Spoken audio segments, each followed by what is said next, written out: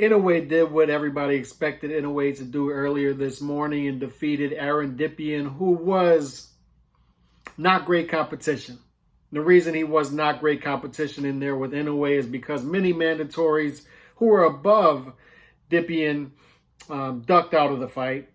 So it hasn't been a great year as far as competition when it comes to Inoue, but it set up, he got the mandatories out of the way. It sets up unification fights in 2022. The beautiful thing is, Donaire fought on the same weekend.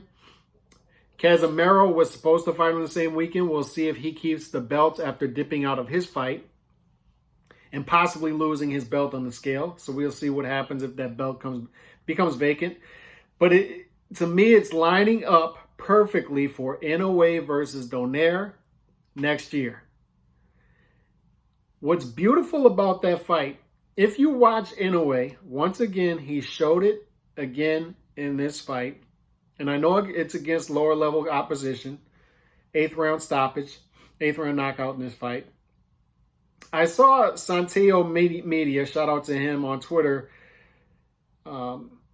He commented on a video out there of Inoue's performance and a particular combination that Inoue threw called a 5-5-5-7. That's what they call it in some gyms. The gym I used to work out in, they call it a 4-4-4-5, but it's 5-5-5-7. And what it is uppercut, uppercut, uppercut, all with the same hand, back to back to back, followed by a left hook to the body. Beautiful, beautiful combination that he threw in this fight. And it takes a special fighter to be able to throw that punch in a real fight. Even against lower level opposition. And don't get me wrong, he's not going to throw that combination against Donaire if they fight each other.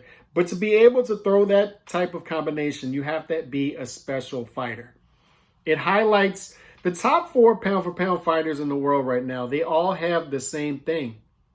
They all have punch placement. They all have speed. They all have power.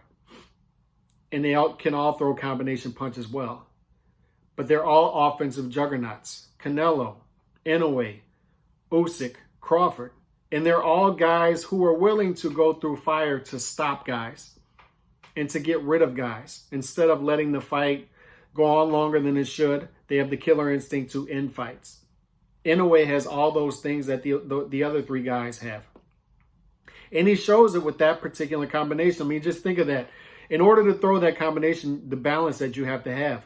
Pop, pop, pop. Because every time you throw that uppercut, you're moving your body from one side to the next. So to be able to throw it back to back to back, usually an average fighter is going to throw that and then come back with the other punch to lean their balance the other way. But he's throwing 4 punch combination all with the same hand, back to back to back to back. In the same punch 3 straight times. 5-5-5-7 to the body. And when you throw the uppercut and the body punches in particular, you're leaving yourself wide open. That's why there aren't too many good body punchers in boxing today. And when you throw the uppercut, you have to be in a certain position in order to throw that because you leave yourself exposed.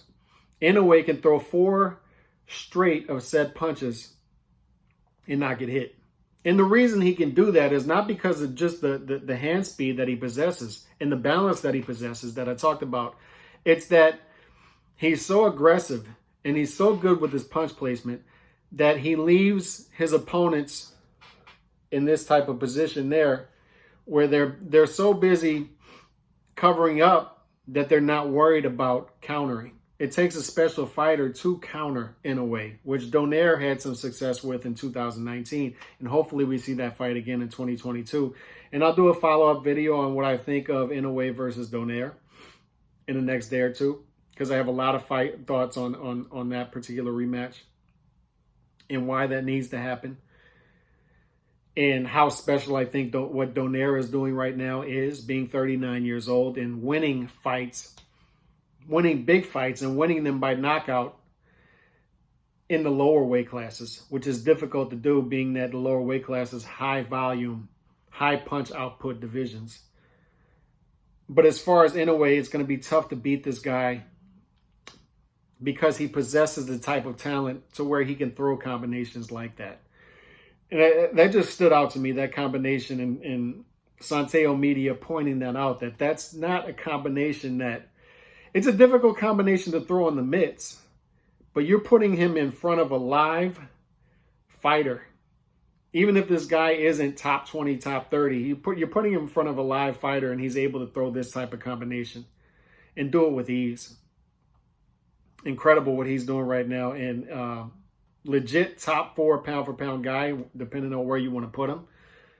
Some people have him as high as 2. Some people have him 4. Wherever you want to put him, he's in there. He's in that mix. He won today.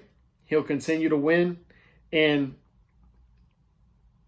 Inoue versus Donaire too, man. That's an interesting, intriguing matchup, and hopefully it happens next, and hopefully we can get undisputed at 118 in 2022.